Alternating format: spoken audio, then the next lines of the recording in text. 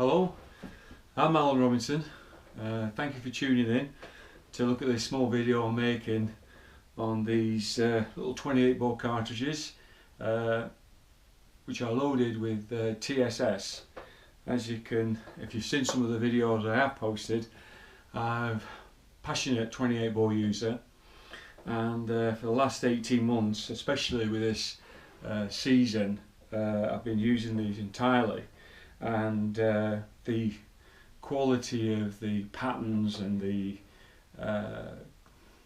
kills that these cartridges can achieve out to 60 yards through a 28 gauge, I think they're fantastic. Just a 20 gram load, and to give you a little bit of the history why I changed to this. We start off with the proverbial lead cartridge, which obviously I load all my own cartridges, and in a 21 gram lead cartridge you've got about 165 pellets of number 5s, and patterning these out at 40 meters in a 30-inch circle, you get about 75 pellets, which in them days I thought was a very good pattern. Anyway, fast forward to using this TSS, which by the way is loaded with 6 grams of number 10s loaded first, and in the 6 grams of number 10s you have 100 pellets, and then on top you've got 14 grams of number 9s, and you've got 181 pellets. So you have a total of 281 in this 20 gram load. And patterning this same cartridge out at 40 meters in a 30-inch circle, I'm averaging 220 pellets. So you do the math yourself. From 75 to 220, the pattern is just out of this world. They're fantastic. And I'm not counting the other 30, 40 pellets that's just outside that 30-inch circle. So if you add that in, out of a 280 pellets, I'm getting nearly 260 within that 40-inch circle, which is an absolute supreme cartridge. So what I've done as well, which a few people have been obviously watching on the channel, this is my little cardboard, not cardboard, I do apologise, it's a paper tube. It's been made locally in Yorkshire, and it's perfect to the right size to hold 20 gram of tungsten TSS in there, and and obviously being paper, it's my attempt to be biodegradable, because obviously before I come up with this idea you had to use the TPS wads, which were just pure plastic, but obviously with the cartridge that's plastic, and a few of the components you can't get rid of it. It's unfortunately plastics in our life, I think, for a few more years to come. So what I'm going to do is, as you can see just behind me, I've got the loading machine and everything there. I'm just going to give you a couple of shells, how I go through the process of loading these, give you a little bit of data regarding powder and etc. But obviously, like anything else, when you're loading your own cartridges, you do need to get them tested. So we'll crack on, load a couple, and hope you like the video. Thank you very much indeed, and we'll crack on and get loading. Thank you. Right, I think we're all set up. Here goes. Right, obviously we're starting off with the straightforward cheddite shell. That's a CX 1000 primer in a standard 2 3/4 inch shell. So that's that bit. We go to the gas seal, which is a Gulandai wad, which I cut down, which I'll demonstrate in this bit of a jig I made. You plonk it in there and you slice it off there, pop it out, and the reason why I use this particular one, I get 2 out of 1 wad. And unfortunately, that's the last one I had to demonstrate this. Can't get hold of them anymore, but this is just a standard Gulandai wad, which is the H38A wads, and basically you just do the same. Unfortunately, I'm only getting one. Keeping on with these gas seals, I did, no problem at all, going back to the gas seal wads, I did try with my tubing. This is the paper tubing which I've replaced the TSS plastic wad with to try and be environmental friendly, so to speak. Unfortunately, that's plastic, this tub's plastic. Obviously this is the gunpowder used, little gun. So what I'm hoping to maybe this summer, if I think if it warrants it, to see if the company who make these could actually make the same but cut them off at the correct diameter or depth, which would make me a biodegradable gas seal. I did obviously send them to Birmingham to get tested, and they worked very well, but there's a but, that when the cartridge was fired, because the gunpowder, the explosion came out of the tube, it dislodged it. Sometimes it stayed in the shell casing, but a couple of times it lodged in the barrel, unfortunately, and the guys at Birmingham who were testing them said unfortunately they wouldn't recommend them for obvious reasons. So the only option I've got, if it warrants this, is actually to glue the obviously the tube to the cork, and then, but I don't know the strength of the glue, whether it could sustain the explosion or not, but then you're back to trialing and more expense. Anyway, enough of that. Let's crack on with the actual loading the cartridges. Going back to this cardboard wadding that I had made, not cardboard, the paper wadding, which is very strong. It's an inch long, 25mm long. It's got an inside diameter of 10mm, so it's got a 2mm wall thickness. Because I crimp my cartridges, and to allow the crimp to come in, I don't know if you can see, that is it as a normal finished tubing, and here I've got myself a faithful, I think they call them faithful little grinding thing, and I've actually cut a piece of emery cloth and got it resin glued onto it, so I can sand out that, which gives me space for the crimp to go in. If some of you lads who load your own cartridges, you might, if you do what they call do they call it a rolled, you wouldn't need to do that, because the card would just sit on the top and you'll just roll it over. So you would need to do that if you do your own roll topped shells. Anyway, right, straight on to loading the shell. With this, it's obviously using little gun. and the charge I'm putting in is 27.5 grains, but like I said at the beginning, make sure you get your own shells tested just to make sure they do conform. Once obviously that goes in, you get your gas seal to make sure it goes in the right way.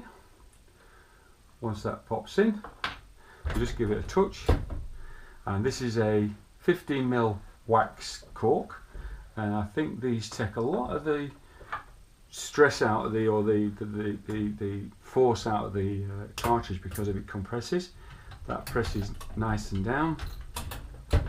Once that's in, we get the cardboard or the paper tube. You do need 14mm drill so you can set it in. So that's one done. I'll just quickly run through one more, a little bit faster. Goes in there, get the cork, that goes in there. I'm not just too sure, you people watching this, that this could be a first for UK, the first TSS shell loaded in England, UK. Probably there might be somebody else who's done it, but I can't see it on film, so we'll see. There's a lot of lads in America do their own for their turkey shooting, but this is for driven game shooting. Now we've got the two shells ready for loading. I've got my 10s and I've got my 9s, and I don't know if you can see, I've got this nice little tray, and trust me, if you have a spillage, you don't want to lose this stuff because it ain't cheap. So it works really well, does this, and keeps everything tidy. So we get onto the scales, and that is grams. Get the whole thing, and I find, if I can find it, I've lost my spoon. Oh, it's on the floor. There we go. Get a few nice scoop, and because you've got this little tray, you can rest it. And I found this is very easy and quick. I don't know if you can see it. I just roll them out with my finger. Obviously, too much. Go back on there. Start again because I don't think I zeroed that. Wait. Got to do that. And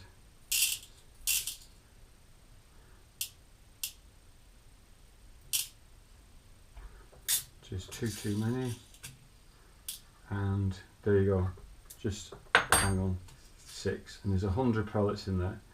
And if you're asking, and unfortunately, like everything else, I've completely forgotten an item, which I will pull them out and pull them out as sure as eggs are eggs. You can tell I've not this done before on the camera.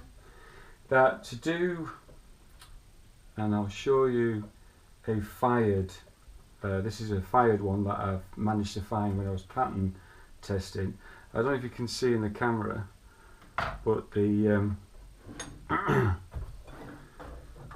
there's a bit of embedment going on as the pellets push into the side wall in there, and to the point that these pellets were embedded into this wad, and I was actually finding the wad going 40 meters down range and hitting the pattern plate. So to stop that, and it was very easy, you go for a little bit of mylar, and this is straightforward. Basically, being a cheapskate, this is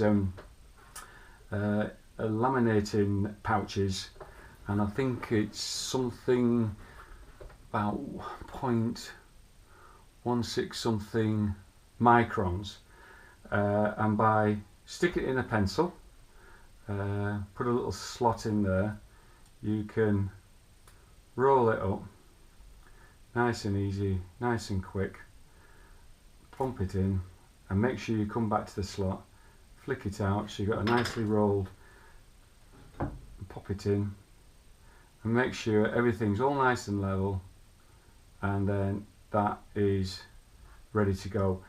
And by just putting that little 10mm piece of mylar in the bottom, through the pattern testing, puts an extra 30 stroke pellets in your pattern.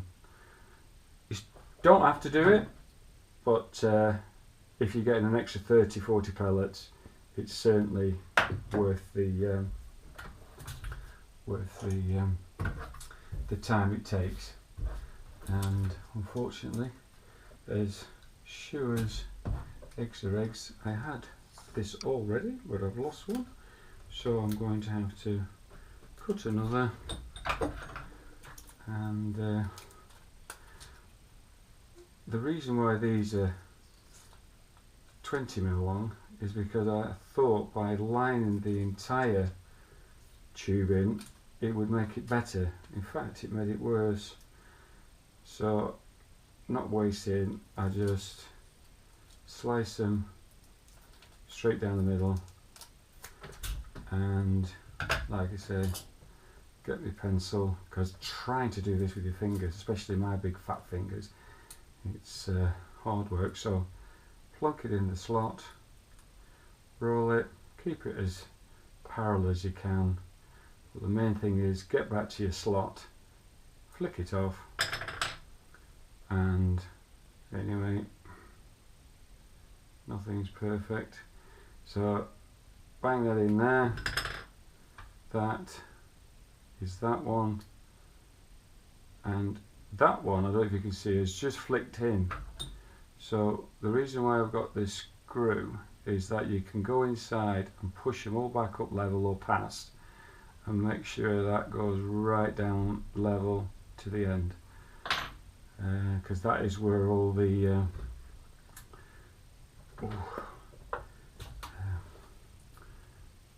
digging in, and that I found by now loading the shell, go again, is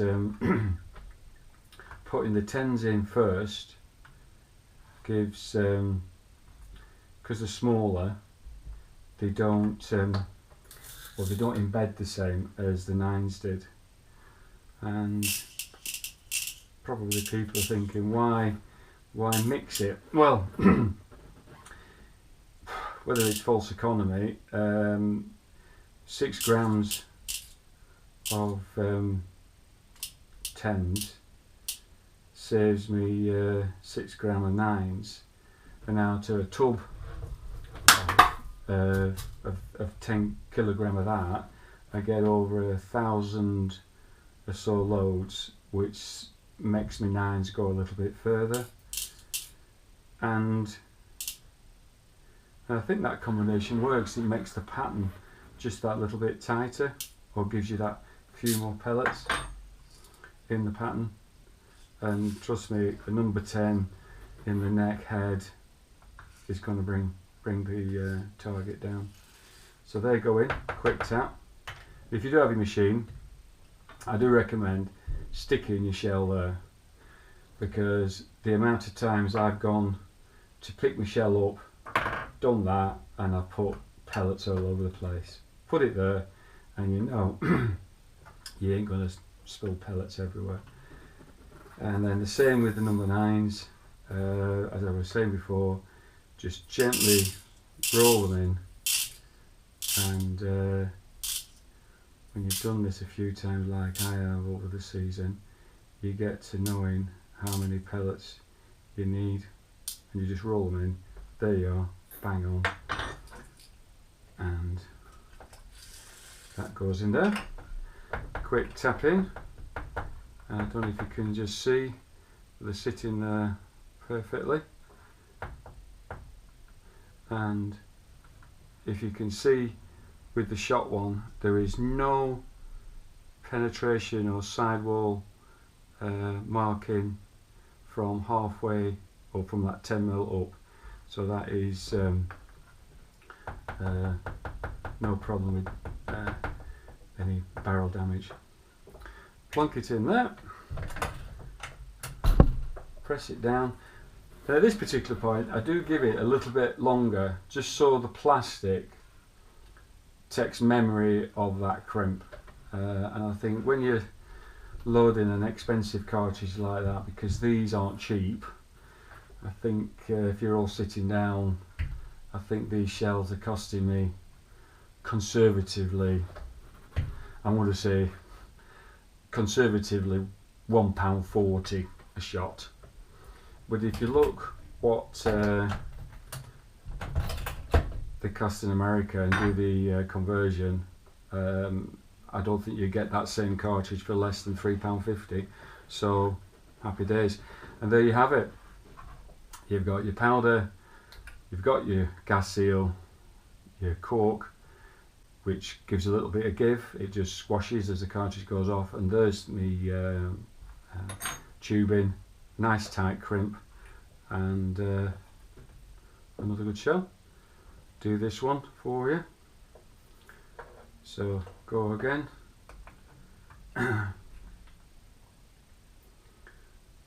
And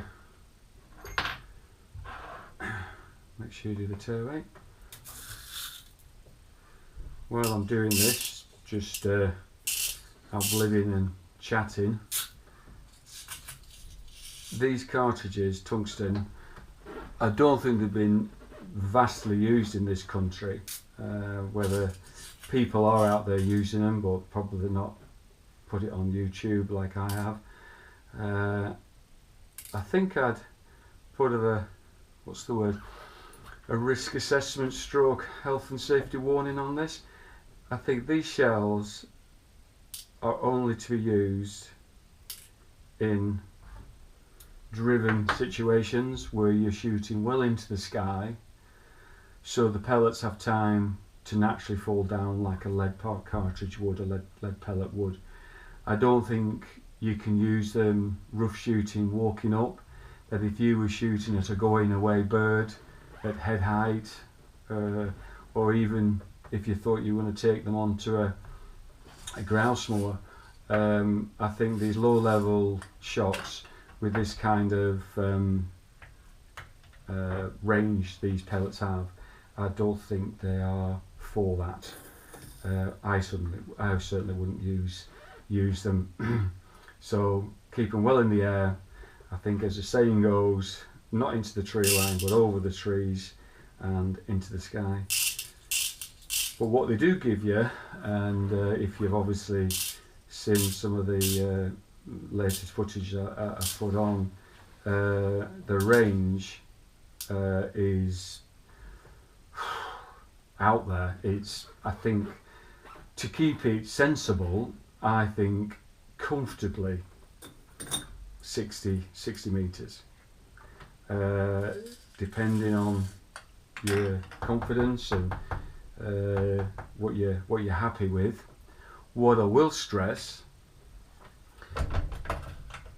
these shells that I'm loading for you now, and I've pattern tested them, I did fire a few at 30 meters, and believe me and trust me, the pattern at 30 meters, I could draw a 15-inch circle around the entire pattern. So anything less than 40 meters, you're wasting these shells. These shells are for definitely downrange 40 plus birds, and like I've done in my some of the videos, I do carry a little small rangefinder, which I think is important to give you a real good circumference of the tree in front of you, the height of the tree, and even the guns to your right and left to give you an idea where everything is. And I think by giving you that sort of field of play, just tells you what's in range, what's out of range, and what is safe to engage in. So there you have it. There's me a bit of waffling. I hope it's led a bit of interest, and I hope you found it very informative. And while I'm still going on about it, the reason why I went for this TSS was obviously when all the lead so-called ban, if it is happening, when it does happen, I had my alternative, and obviously took me by surprise just how good it is. That is the shells. I don't know whether you can see this, but that is. Hi once again. I hope you like that little bit of footage of me loading them shells, them TPS, them tungsten special shot, that TSS. Like I said, if you do have a few comments, please drop them in the comment box, and I will try and get back to everybody with any queries, questions. Like anything, I'm very passionate about the countryside, shooting and fishing. As you can see the fish behind me, but don't get me talking about salmon fishing at the moment, because that's another serious subject that I won't bore you with. But unfortunately I'm just about retired from the salmon fishing due to a lack of fish, but we'll stick to the shooting. And I think I've covered as much as I could. This is the first time I've done this, and you've seen my face. And as you can see probably with the last video I did, I think it was called Why I Miss. I think I'm going to change the concept of some of the videos and show more misses, and for myself why, and to see if by drilling through the footage to see if I can read the bird better, read the line better, because I must admit when I'm on the peg and the birds are flying, they just look straight, and then when you watch it back on the video footage, it just can't believe some of the subtle curls, right to left or left to right, and it's been able to spot them, because I think when I look back at a lot of the footage I've done, anything relatively straight, regardless right to left crosses or straight at me, you can kill them very consistently. And I think when you start missing, there's a damn good reason that there's a slight curl on the bird that you just don't see.